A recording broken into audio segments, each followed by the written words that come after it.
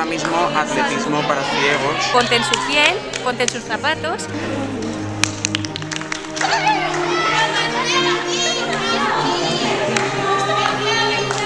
No se puede lanzar por encima de la cabeza.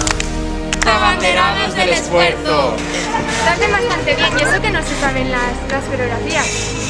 Pero sí, bueno, le ponen muchas ganas. A tope, vamos, a tope, a tope, a tope.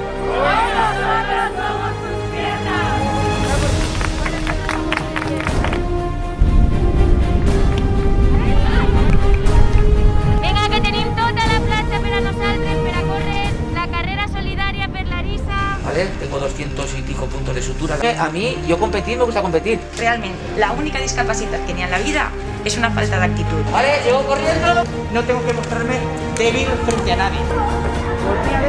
Vale, ahora la de detrás. Perfecto. Es el día del deporte.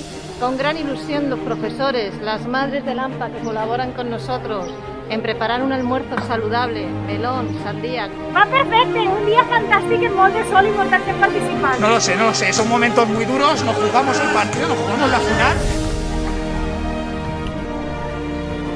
Sobre José Quiles, que es un boxeador, y en el boxeo se utilizan las combas para practicar. Clara González y Silvia Navarro. Ana Pérez y Raúl Martaque.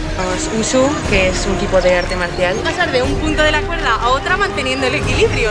Intentar caer lo menos posible. 3 deportistas, Corcureña, que es de Alicante.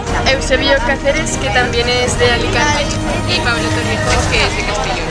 Hem agafat com a referent a Vega Jimeno, que es de Valencia. Cambiamos de taller cada 20 minutos. Hemos organizado 8 talleres. Hasta el cono. Y volvéis corriendo. Y estoy enseñando el taller de skate.